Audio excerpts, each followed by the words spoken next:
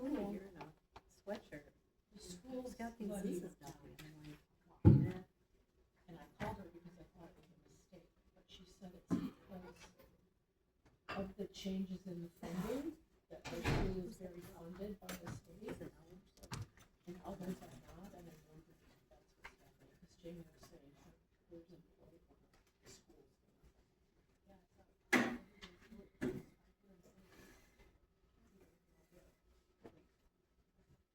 I just, how is that even possible?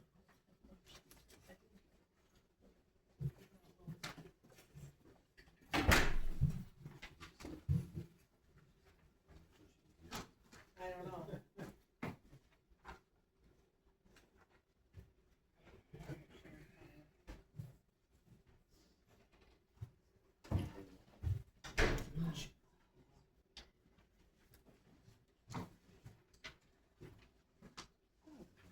quite a list of people, huh? Yeah.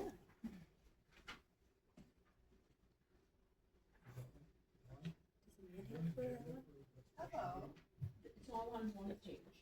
I'm good.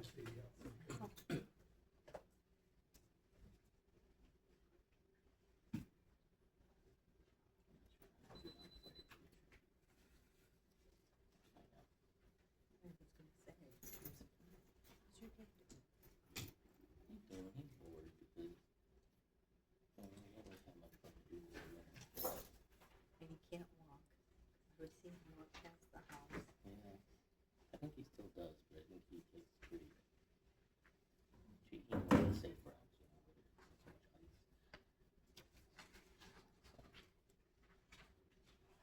I think he's gonna go get his knee replaced, like in January, February, or something. It's a good time to be down. Yeah. So you're not missing anything. Is Victoria gonna be able to take care of it? It's gonna need to be careful. Yeah, I asked him about it, and I was like, you know, last time he told me, I'll get you. I just need to know, Right.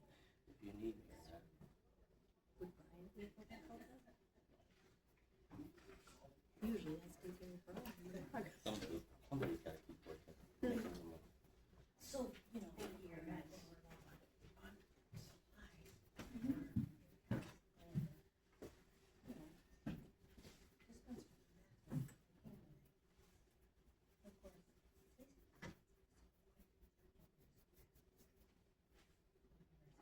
It's Kathy.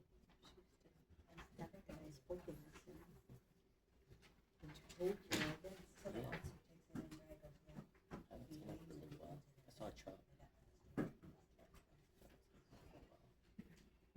saw Chuck at Victoria Christmas. Kathy's Chuck.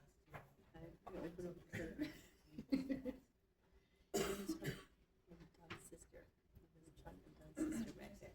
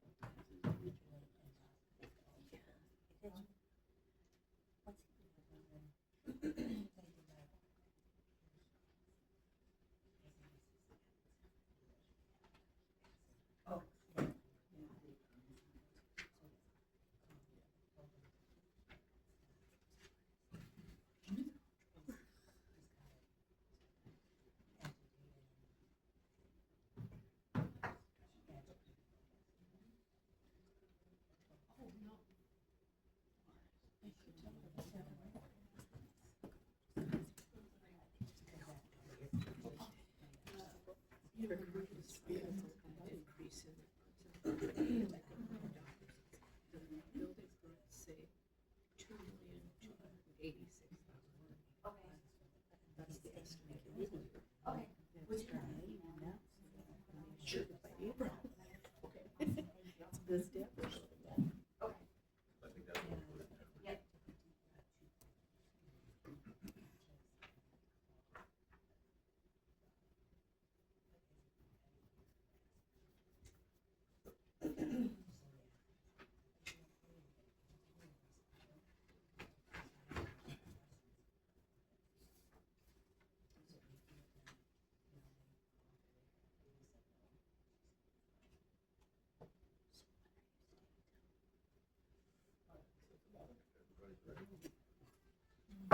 Call this special meeting to order, 6 o'clock. Roll call. Michael Dibbles. Here. Lawrence Steger. Here. Marge Drexler. Here. Karen Greenlee. Here. Amanda Rose. Here. Mark Hirsch. Here. Pamela Shaw. Pledge of allegiance to the flag.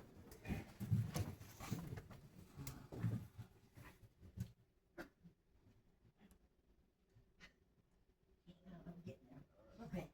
I pledge allegiance to the flag of the United States of America and to the republic for which it stands, one nation, under God, indivisible, with liberty and justice for all. Now here is the Ayler's 2026 financing plan, motion to approve the preliminary financing plan for the village presented by Ayler's Public Finance. Good evening, everyone. Is this on or do I have to? You probably, if It's you don't got see links. numbers, it's not on. I see numbers now. Okay. Okay. All right, thank you for having me tonight, everyone. My name is Ariana Schmidt. We are the village's municipal advisor at Ellers Public Financial Advisors. So before you tonight is a presentation we've put together that we'll walk through, but this is meant to be interactive, so if you do have questions, please stop me at any time, and I'm happy to go through them. You don't have to hold them to the end. So as I mentioned, we are the municipal advisor for the village, so much of the work that we do with the village and staff is working with debt issuance. However, we do also provide advice on tax increment financing. We just completed the annual joint review board meeting for the tax increment districts. We also specialize in financial management planning and utility rate studies. So tonight we're really focusing on the debt issuance piece with a little bit into the TID cash flow item that we'll talk about further here tonight. So starting on slide number 2, why we're here is really to discuss funding needed for some upcoming projects for the Village Hall and street projects on Park Avenue. And then additionally, as we'll talk about, there's a couple of note anticipation notes that are coming due in 2026 that either need to be refinanced or paid off in full. So we'll be discussing the incorporation of the need for additional funds as well as addressing those 2 note anticipation notes. So to start, before we look into issuing new debt, we'll analyze where your existing debt profile is. And then we'll kind of talk about the options for how to obtain the funding for the new needs that are necessary, looking at the open market, municipal securities market, looking at bank notes and state trust fund loans as a couple of options. And then ultimately what we'll take a look at moving forward is what does that mean in terms of your debt service levy needs and your tax rate impact, as well as your statutory general obligation debt capacity, and are you in compliance with that. So turning to slide number 3, one of the big things we'll be talking about tonight is the municipal securities market. So this is really helpful when you have larger debt issues because you can get lower interest rates by going to the market.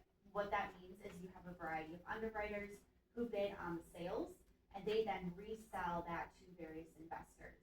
So because of that, you can get much lower interest rates than just going to your local bank or leveraging the state trust fund loan program.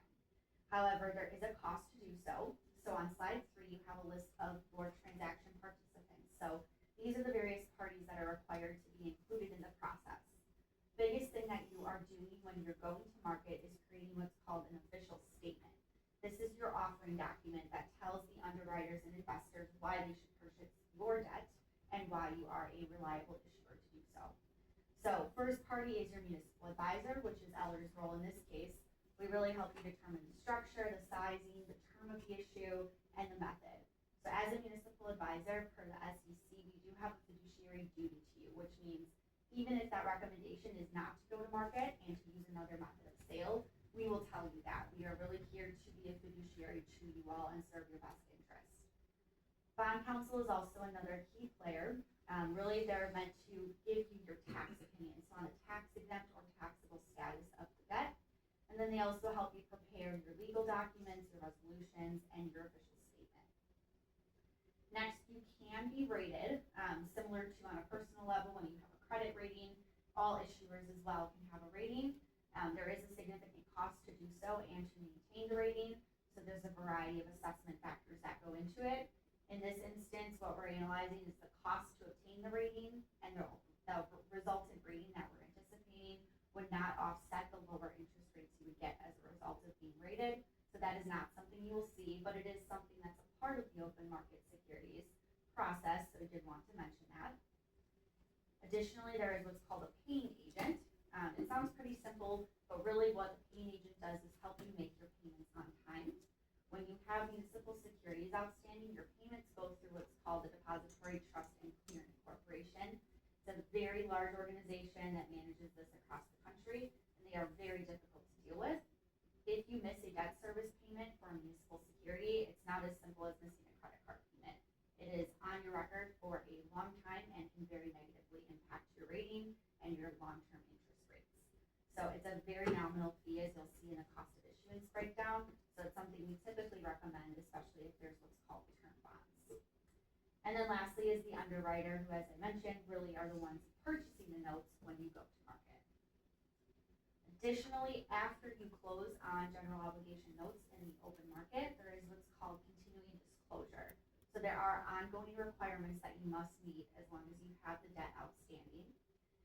Really what's required after issuance is reporting any new debt to a website called EMMA, as well as any material events. So when you file an audit, if you do happen to have a missed payment, other significant events. So continuing disclosure is another part of the process. Any questions on kind of the key players here and how this works functionally? All right, let's keep moving. Slide number 4. So process of how this works is really starting here where we're at today, which is the preliminary planning phase of this. So this is really analyzing the needs of the village, what funding do you need, when do you anticipate spending those funds, and how do you anticipate needing them. Thereafter, you would move forward with preparation of this official statement, your offering document, which is something that we would help you with, working closely with staff. That's all leading us to prepare what we call the pre-sale report. So I would then come back on the pre-sale, kind of to give you overall specific direction on any changes that are brought forward tonight, and really what you plan to take to market. At that point, you would adopt what's called an authorizing resolution, really giving us permission to go to market on sale day. Because what you don't want to happen is you go to market on sale day and then you reject the bids, because those underwriters are most likely not going to bid on an issue for you again if you reject their bid on sale day. So that pre-sale is really giving the preliminary authority to go to that sale, assuming that on sale day, unless rates shift or things drastically change in the market, you would be awarding the sale to the lowest bidder. Similar to when you go to construction bid, you give it to the lowest cost. Same here, lowest interest rate would win. And then there's that sale day activity that I talked to, that our team would help you through, help you coordinate awarding the sale to that winning underwriter, and then ultimately returning that evening to present the results to you as to where the sale bids actually came in, and then awarding the bid that evening. Roughly 3 weeks later is when you close on the debt and when you actually receive the funds. So we do have a sample timeline at the end that explains how this could work in real time, but those are the key steps of the process. Turning to slide 5, again, the open market is one option, not the only option. You do have alternative methods to obtain new funds and to refinance your existing note anticipation notes. One common method is just going to your local bank or submitting a request for proposal to multiple banks and seeing which of them bid. A lot of your debt that you have has been issued in this manner, which is perfectly fine, but again, you may not get the lowest interest rate as you can when you go to the open market, because you have the underwriters there to bid on this versus just working with one local bank. So You absolutely still on sale day could choose local banks to go to. Just in this case, given the sizing and the components and the refunding of this debt, we do anticipate a lower interest rate would be achieved in the open market. And then lastly is the State Trust Fund Loan Program. This is a program the Board of Public Lands and Commissioners offer as well. They do change their rates quarterly, and they do not have a distinction between tax exempt and taxable debt. Typically, taxable debt has higher interest rates, tax exempt would have lower. If you go to the State Trust Fund Loan Program, it's this rate regardless. So you'll see this table here of where their interest rates are today.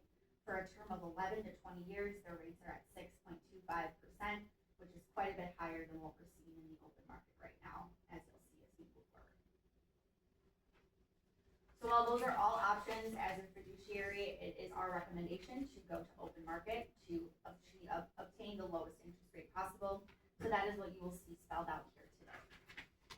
Slide number 6, we're going to start with the tax exempt issue. So there will be 2 issues that we're looking at tonight because of the taxable status and nature of the other issue that's related to tax increment financing. So I'll talk about that in a moment, but it's really the tax status that is resulting in the need for 2 issues. You don't want to issue the tax exempt notes on a taxable basis, so you can do it all in one issue because you're going to have a higher interest rate for the taxable portion. So any piece that you can do on a tax exempt basis, you want to take advantage of that. So the tax exempt notes are twofold. One are to fund the new projects. So you'll see that roughly $700,000 for the Village Hall project and $250,000 for Park Avenue. Your source of repayment of this debt would be your tax levy. So this would be issued on a general obligation pledge in which you are pledging an irrevocable tax authority in which you can tax as much as you need in order to pay said debt service payments on an annual basis. Additionally, you do again have 2 note anticipation notes coming due in 2026. The first one is the tax exempt note anticipation note maturing in March of 2026. Those notes were taken out to fund projects for TID 5.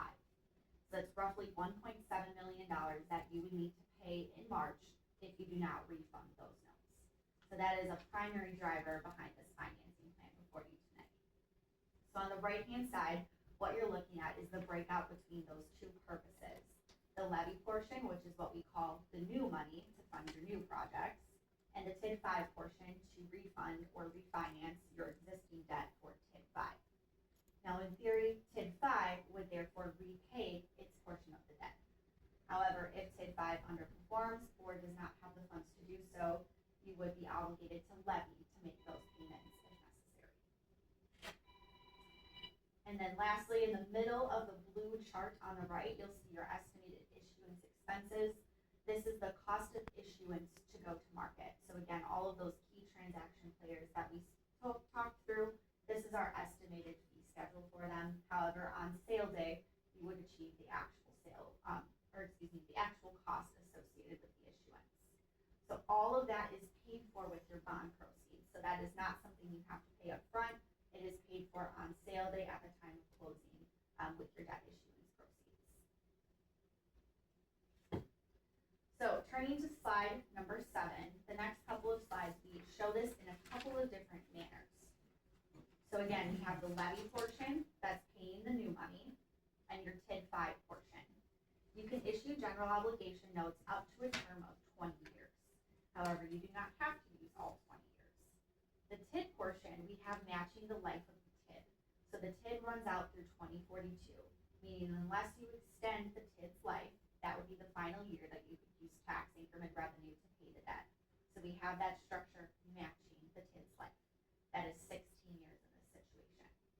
Upon discussion with President and staff, we had been requested to show the levy portion in 2 term scenarios, one at 10 years and one at 15 years. So that's really the key difference between this slide and then the slide, 2 slides ahead on slide 9. So you see the difference. Obviously, longer term, you are going to incur additional interest costs. However, you are going to have a larger impact to your taxes because shorter term means larger maturities. So different options that you can consider. On slide number 8, we show the tax impact for the 10-year issue, and then slide number 10, the tax impact they are the same things, just two different terms. So I'm gonna start on slide number 8 and walk you through how the tax impact works for just the levy portion. So looking on the left-hand side in blue, you see your existing debt profile. This is how your debt stands today, without those note anticipation notes. So this is just your general obligation debt. So on the left-hand side, you can see in 2026, your total general obligation debt service payments are $175,000. Moving to the right side, you see the two new debt obligations. The 2026 GO notes, that first column, is the one that we're looking at right now, the tax exempt notes. There is also the taxable note issue, which we'll get to in a moment, but that issue is entirely repaid by TID 5. So assuming TID 5 can make those payments, that would not impact your levy, right? The only portion that's impacting your levy is the new money, because that would be levy supported. So bringing your attention to the column about 2/3 of the way to the right called debt service levy. This would be your total net debt service levy with the incorporation of the new debt, mainly being the incorporation of the new money piece to fund the new projects. So you can see in 2027, your net debt service levy would increase by about $50,000. Biggest thing there is, even if you delay principal, when you issue new money, you're going to have new payments because of the interest cost. So there's no way around that increase. However, thereafter, you do have existing debt dropping off or maturing, which is where we had the opportunity to layer in that new debt with minimal impact. So our goal here was to try to keep a consistent net debt service levy year over year.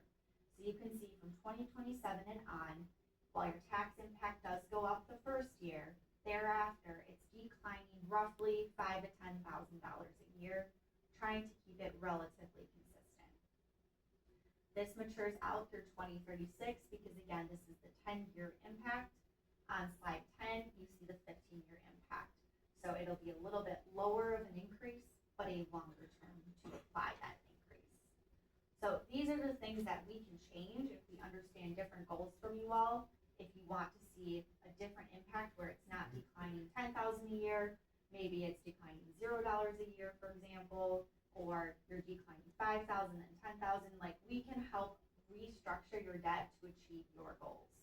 This is really trying to achieve a net debt service levy that's relatively stable, because what you don't want is a roller coaster where one year it's going up, the next year it's going down, and your taxpayers and you all, when you set the budget, have no idea what to plan for.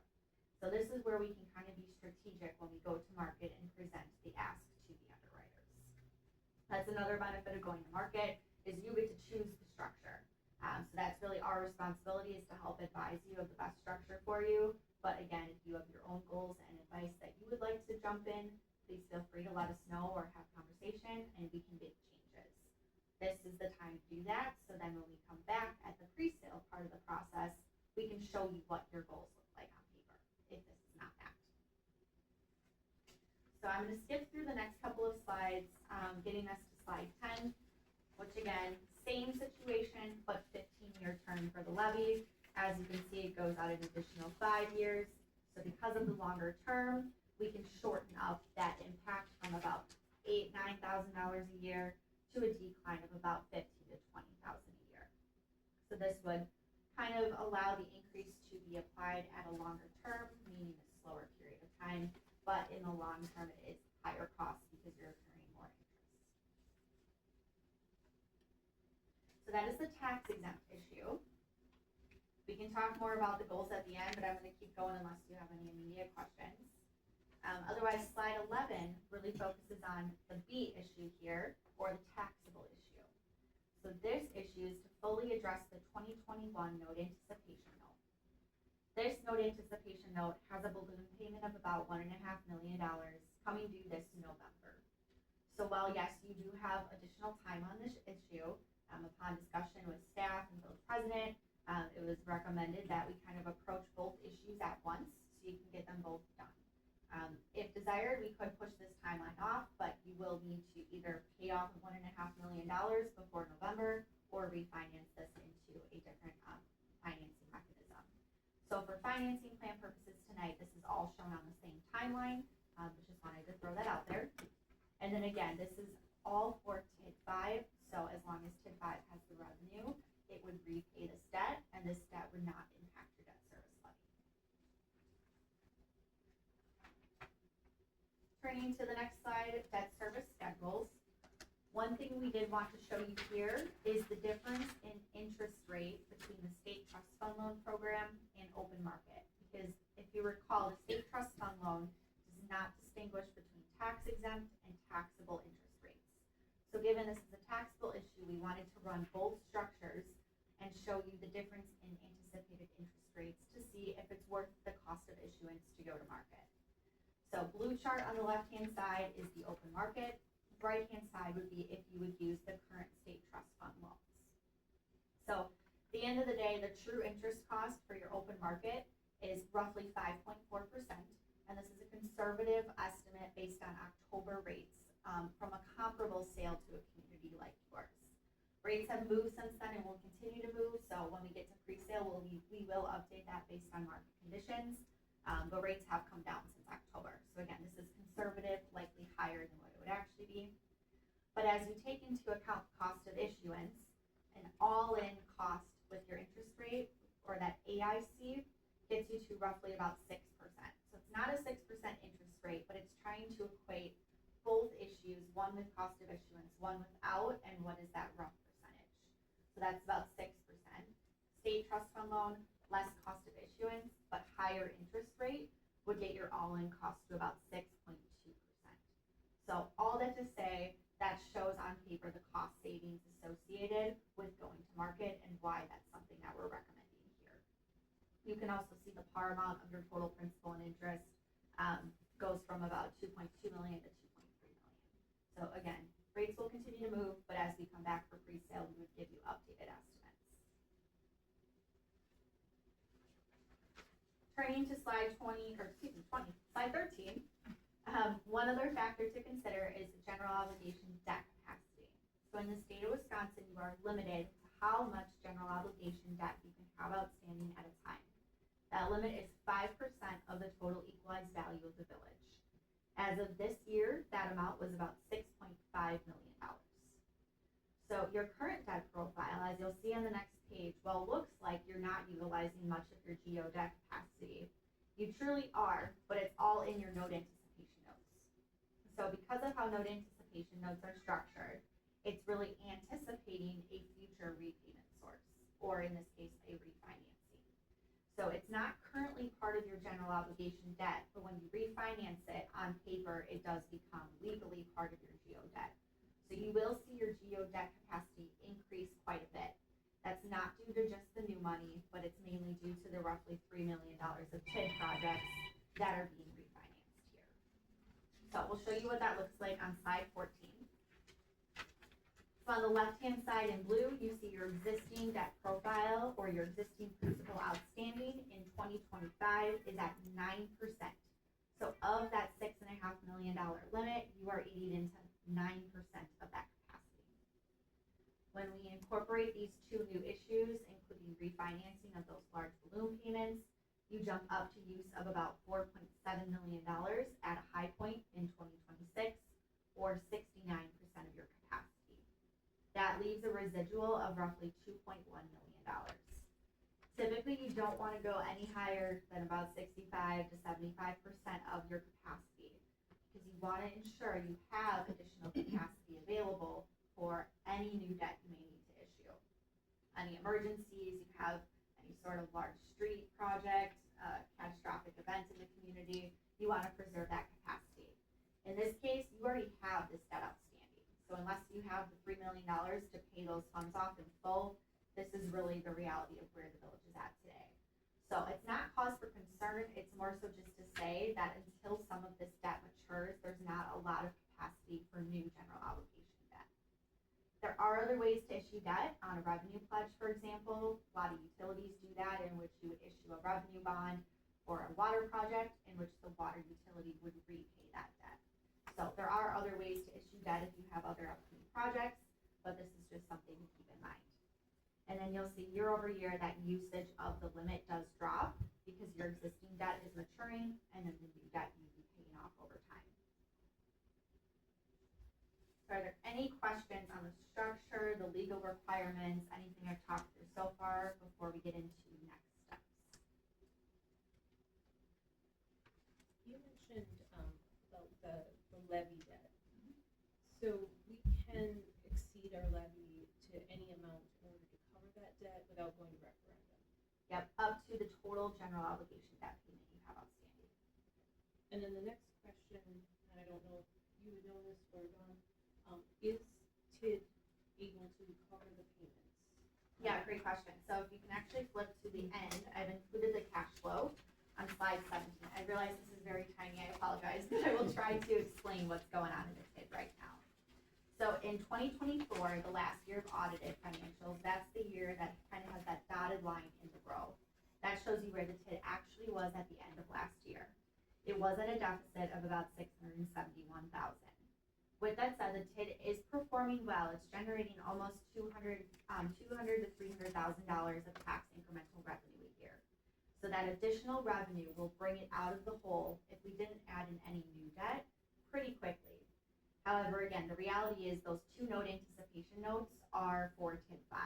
So regardless if you refinance them like this, or you paid off that $3 million at once, the TID is going to continue to be in a deficit.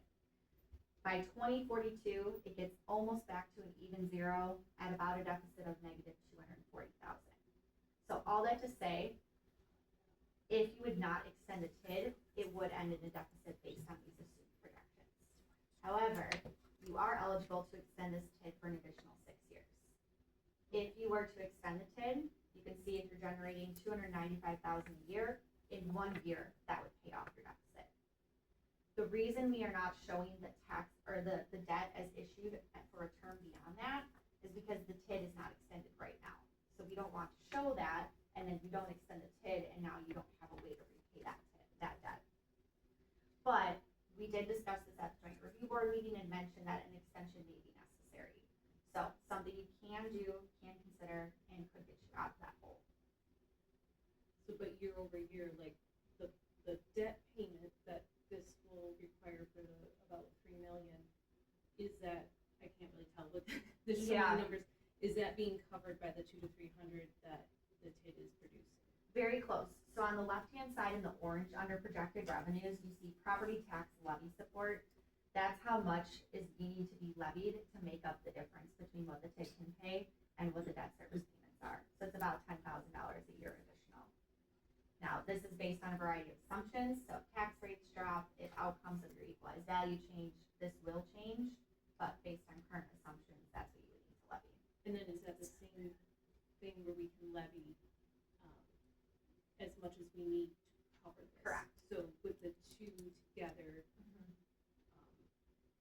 was it 10 a year plus whatever the extra levy amount? Yep. So technically, the entire amount of your TID portion of the debt you could levy for. So you have room to do so. Obviously, it will impact your tax impact greater when you levy more though.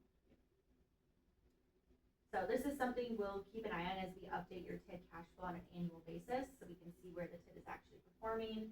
If we need to restructure the debt in the future, it's always an option, and then keep an eye on that TID extension as well. Any improvements out there would offset that too, Correct, absolutely. if we don't incur debt.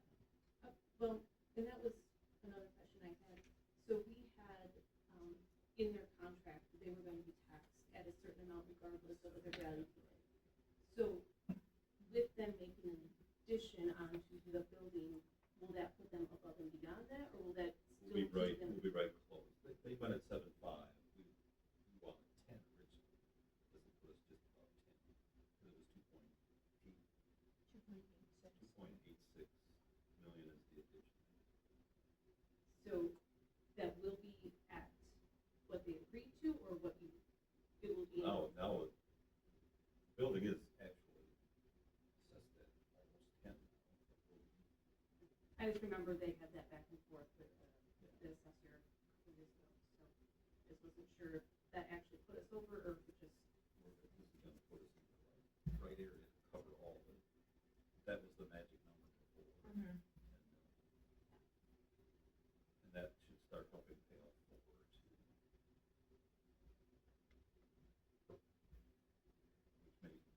speed up some of the other stuff out there.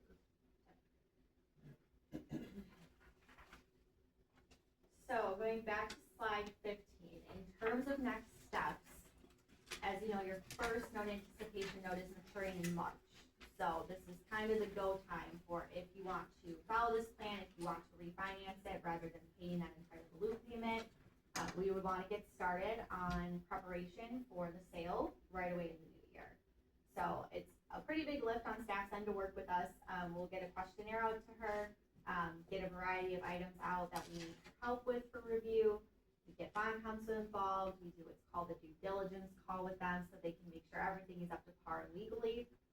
All of that would be in preparation for that pre-sale meeting, where again, if you have feedback on this plan, if there are different structure goals, you give us that feedback and or discuss internally, relay it to Dawn, she'll relay it to me.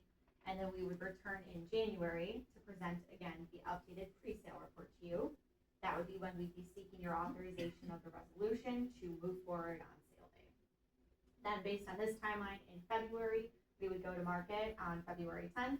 And then that evening, we would present to you the results of the sale and where the interest rate actually came in. Thereafter, there is a requirement to send a call notice to the issuer, or excuse me, the holder of your note anticipation notes, letting them know you are getting ready to prepay the debt. So for the first issue, it's only about 2 weeks early based on your meeting dates that you'd be prepaying the debt. The taxable issue, though, again, isn't due until November. So there is just a 35-day notice that you have to notify them that you will be prepaying the debt with the proceeds of this issue. And then based on this timeline, your closing would be late February, early March, pay off the existing notes, and that's when you would receive the funds for the new projects. Are there benefits to lumping all this into one? I'm assuming it's one note, not one for the new and one for the TID, versus refining the TID and then doing project money separately? Like, I'm not sure why, being that money, I see that as something that should be more like a construction draw, so we're not paying interest on the whole lump sum while that project isn't being done. So what would be the benefits of having it all in one lump sum like that?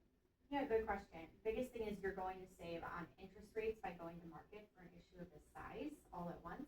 And then therefore, by doing it together, you'll have lower cost of issuance. So rather than going to market 2 different times, paying all of those costs twice, you pay it at one time.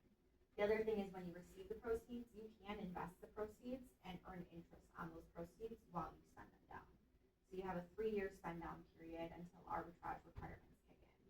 So you can earn money back from paying for that interest, and then you can save on cost of issuance and obtain a lower interest rate by doing so.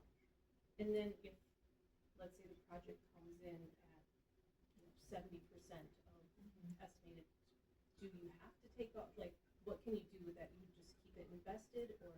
Yeah, you would keep it invested. You can't give the money back per se. Right. The law did change in 2024 that eliminated the restriction of how you spend those proceeds. So when these were issued as general obligation bonds, it was very specific where you could only spend the money on certain purposes. Now that you can issue this as general obligation notes, you can shift purposes. So if you plan to spend this on Park Avenue, you have an extra $50,000, $100,000 that you didn't need, you can repurpose that for any other projects that are public purposes in the village. And in the meantime, while you decide what you want to spend it on, you can continue to earn interest on that. That's kind of what got set up for originally anyway. Park Avenue, whatever you get back from the building. Exactly. Do we have an estimate for park? Like an actual? Yeah, Do we what? 800,000. Yes, we do. It was $1 million something. We had to bring it down. That's a grant was only 400,000.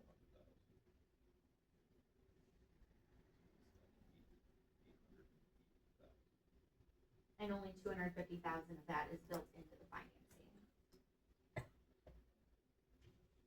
That's one thing we could probably, like I say, use the whole amount, because if we're getting a grant, a matching grant, and those you usually have to pay up front and then get your money back, and then as we get our money back, we put it into this.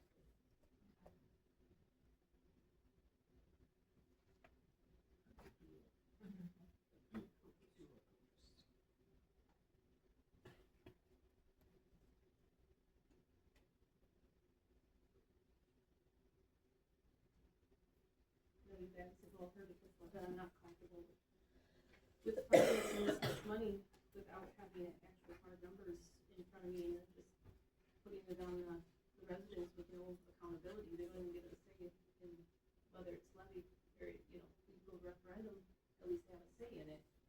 But we just take out debt and say, you pay for it no matter what.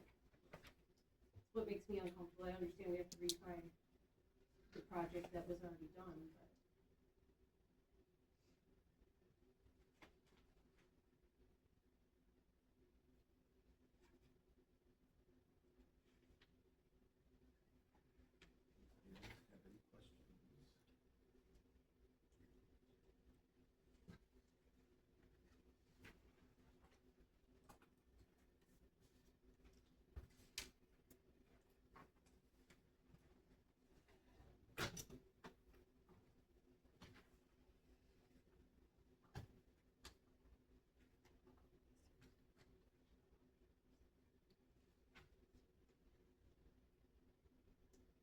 Have any questions?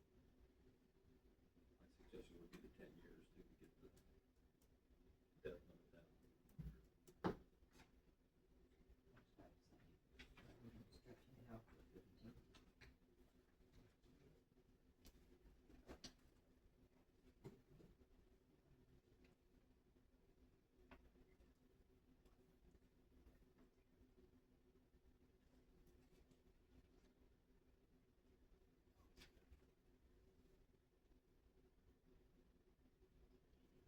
there's no other questions, we can adjourn this portion. Public hearing is set. Decide tomorrow.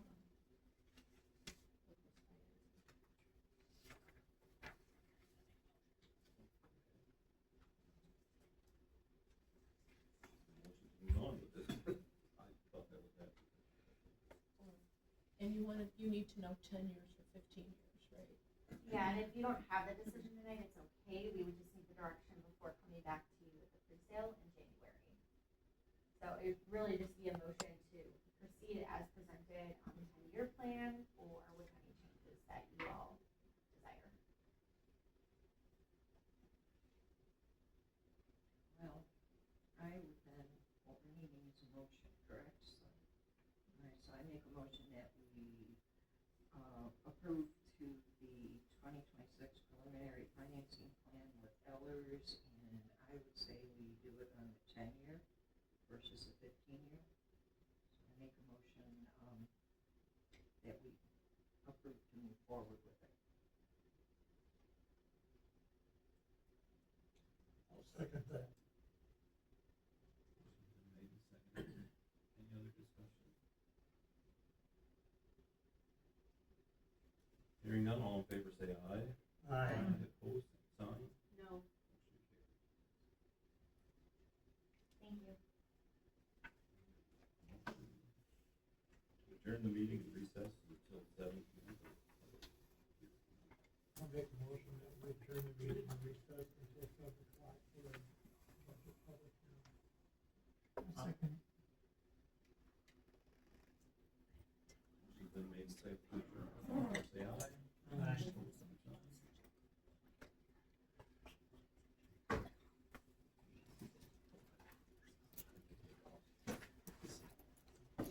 This is the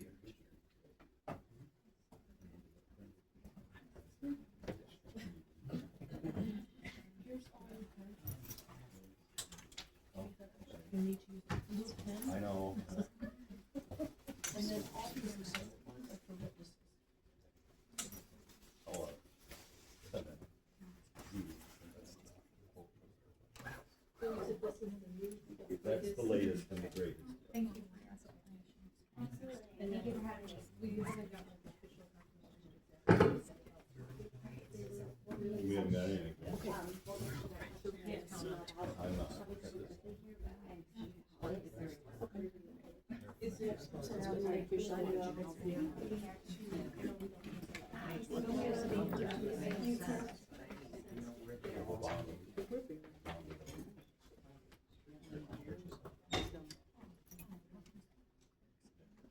Thank you.